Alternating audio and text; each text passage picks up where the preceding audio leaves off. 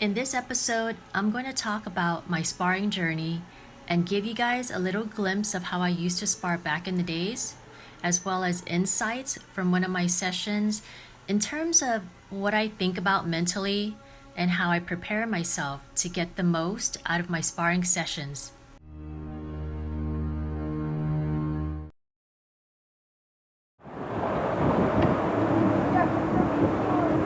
You have to have your own mouthpiece and your own groin position. Put on special elbow sparring headgear to go with elbows too. It's going a little crazy. Alright? So I got into heavy sparring when I was training at Fairtex. Back then, I was actually a Fairtex fighter, and so sparring to me was all about getting ready for doing smokers or competitions.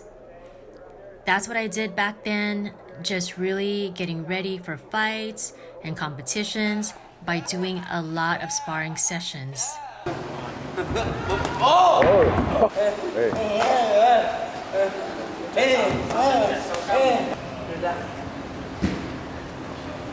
You okay?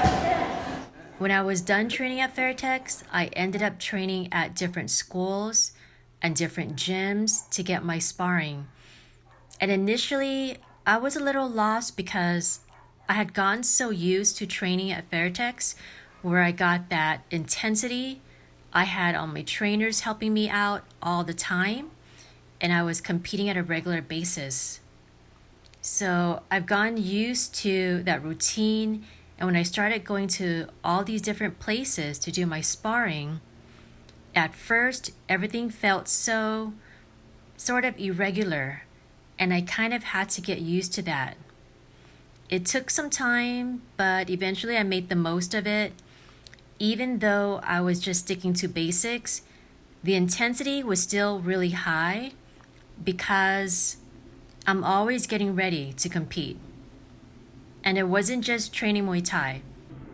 I was also working on my boxing skills, like you see here. I was working more on my hands, so I went to different places in terms of sparring, which is really important. I think when you are working on certain skills that you want to improve, you go to different places, you go to different gyms, you play with different sparring partners, and just start honing those skills. And so boxing is very important.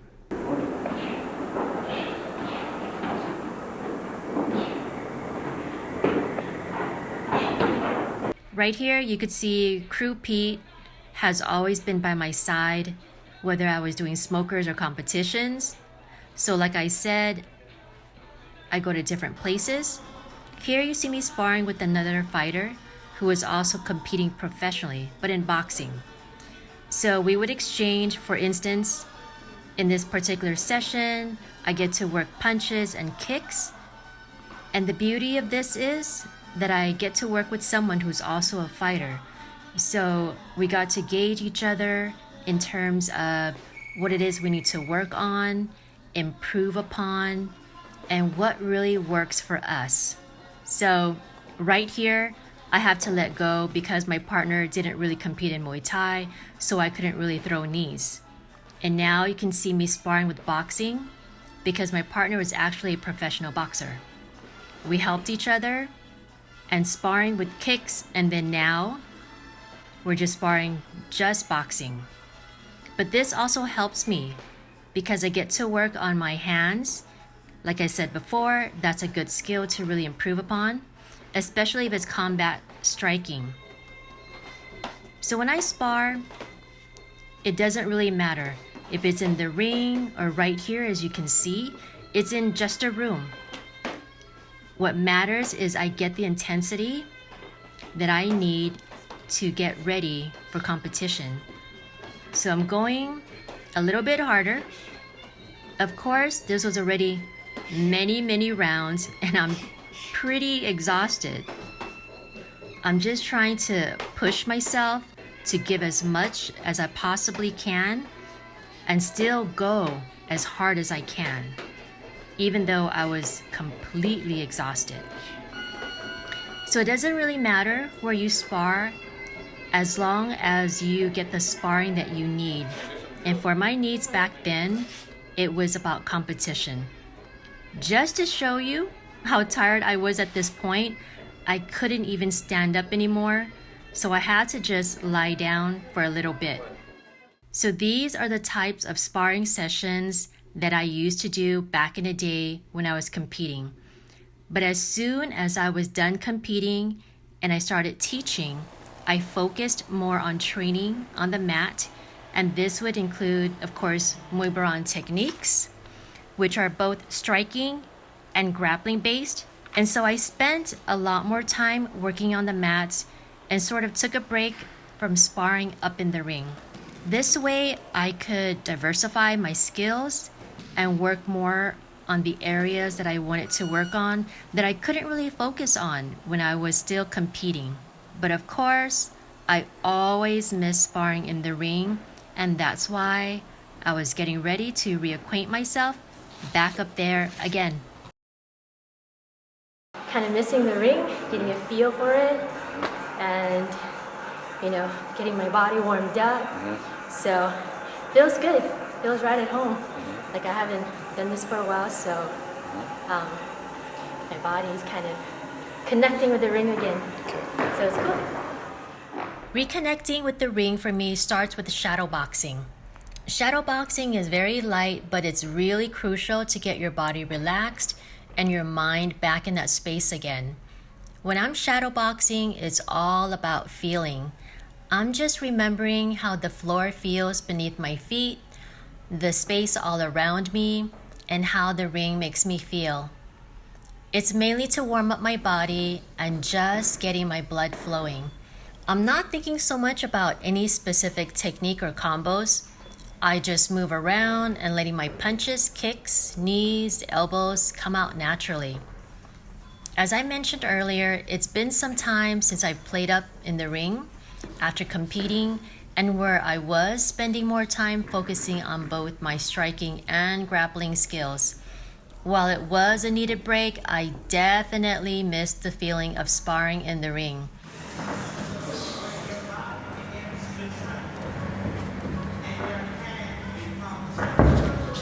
There's always a special feeling when you step up in the ring because you know that you have a reason to be there. I'm getting back into my striking, letting my hands and feet get warmed up, and just getting my flow back on. So as I continue to shadow box, I might put more combos together. After a while, my body starts feeling the familiarity again, and I start getting images of certain techniques I like to do, or some movements that help me loosen up. So just some simple visualization and nothing serious because I just want to get a little bit of that free flow before I get into the sparring. So now as I start getting into actual sparring, I spend a few rounds warming up some more. I do this because we are going to do about a half day's worth of sparring and I don't really want to pull anything. I want to make sure that my body is completely loose, and so I do more warm-up sparring with my partner. We do this for a few more rounds, and the whole idea is just to move around, and you could see that we don't really punch or kick through. The intensity will come as we get warmed up, but right now it's still about getting the blood flowing with light striking and in a cooperative way. So warm-up sparring is really an extension of shadow boxing so that I start getting comfortable again, especially since I've been out of the ring for some time. And so I want to reconnect, and part of doing that is just warming up, even with sparring.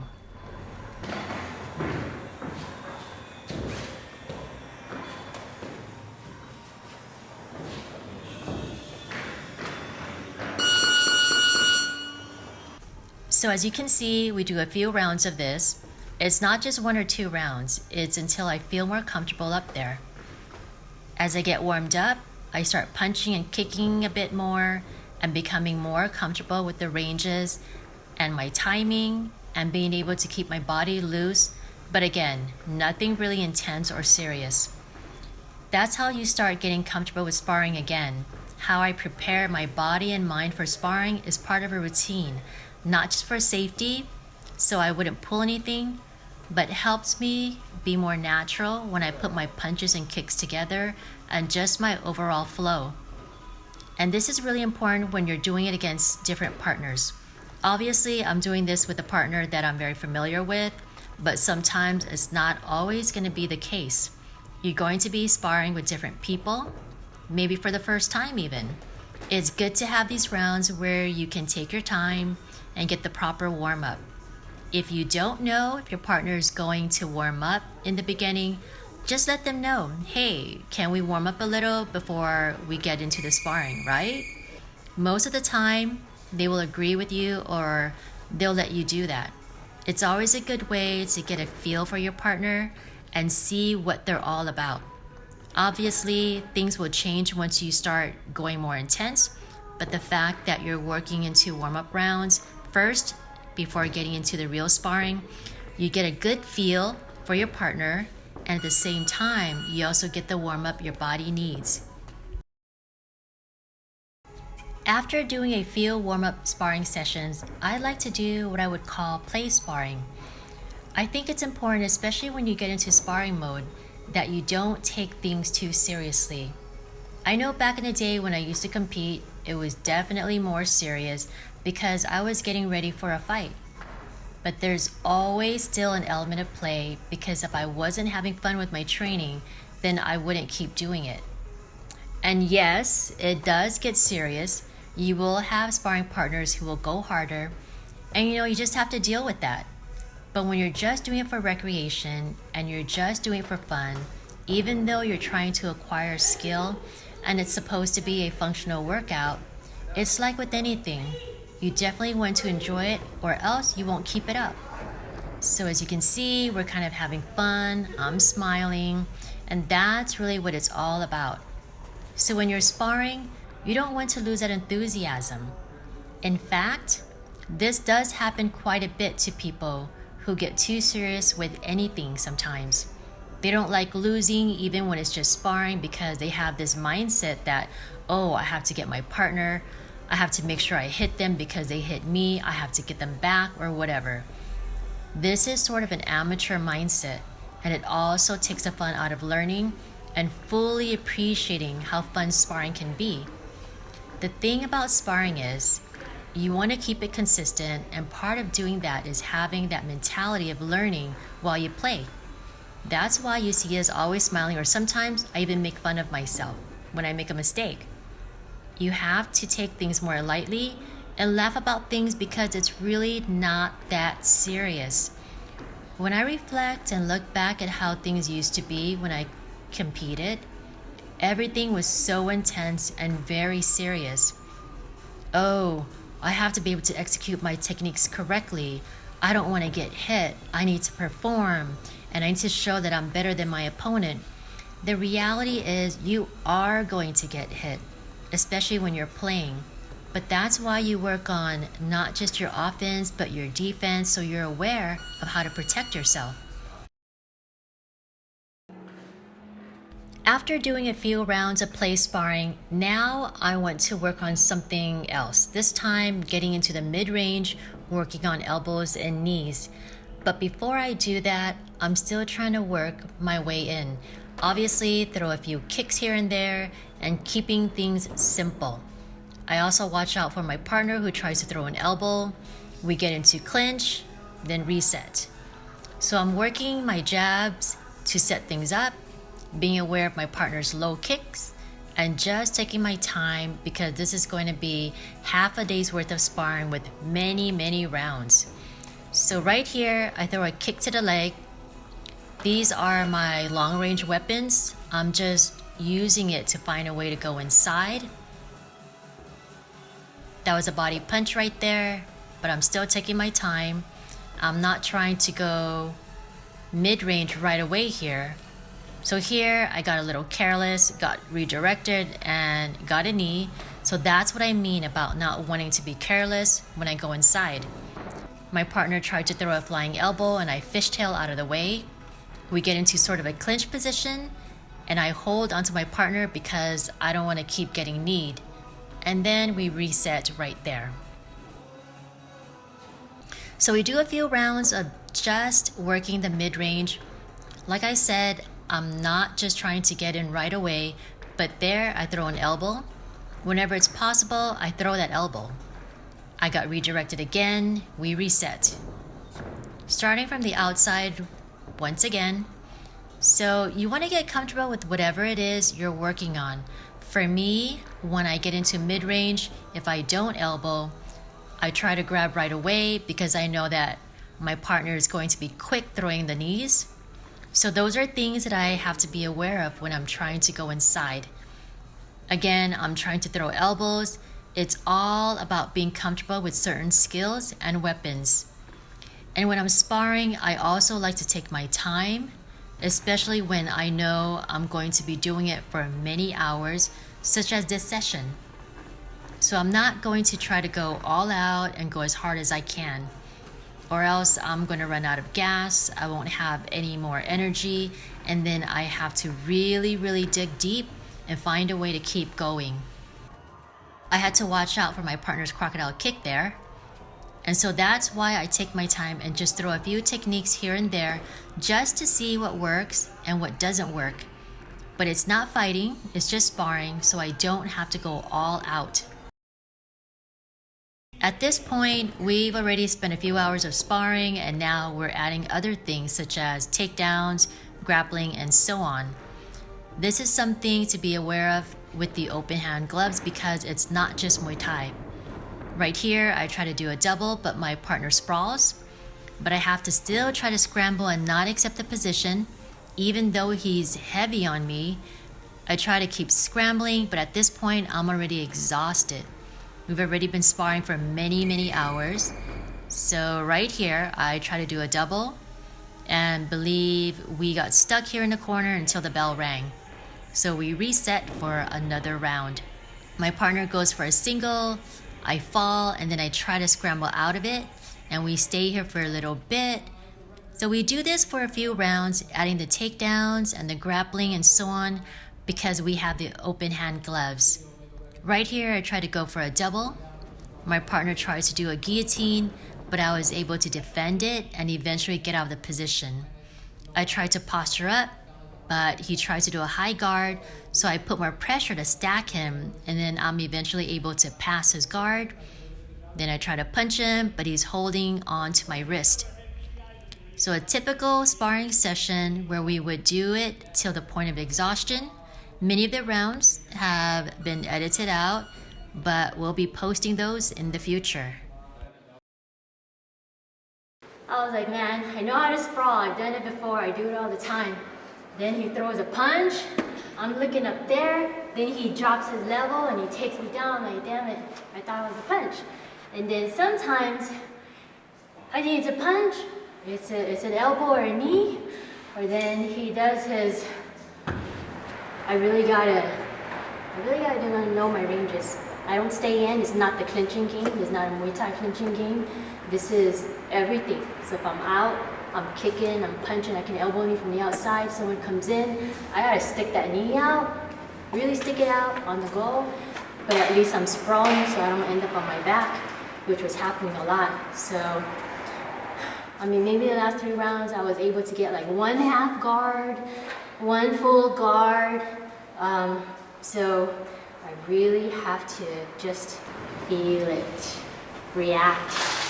It's really fun and challenging at the same time. That's why it's fun, because you know, when you do strictly Muay Thai, there's still some like rules that you follow when you think about the sport part. When you get in, it's the clinching game, right? And then you grab the neck and you clinch. In this case, you could do it too, but there are times where you got to get those underhooks because someone's just going to drop down, you know, hook behind your knees, and there you go, no more knees. Or else sometimes you try to do a knee or jumping from the inside, they hook the knee and they flip you over, there you go again, you're back. And if you do end up on your back, on the floor, then you gotta pop back up right away. That's what I noticed. If you're on the floor, so by the time someone crushes their weight on you, it's gonna be hard to pop back up. It takes too much effort. And then this, because there's punches going on, you want to grab to leverage something, to flip them over, to hook them or something, but you can't because you gotta protect. So then you let go, they put more weight. So it's that reaction. It's getting used to how you're gonna react. He knows how to change levels. It's really simple. You know, yeah, he's got fancy kicks, but the way he puts it together is very simple. So I'm learning. I always learn from him. What can I say? And you know, he's kind of like my gauge way up there, like inching my way up there. He is. They all flow together. So this really helps because then I remember it's fighting. So it's not, oh, I'm standing up, I gotta do this. Or I'm down here, I gotta do this. They're not separate. It's just fighting. That's the lesson for today, kids.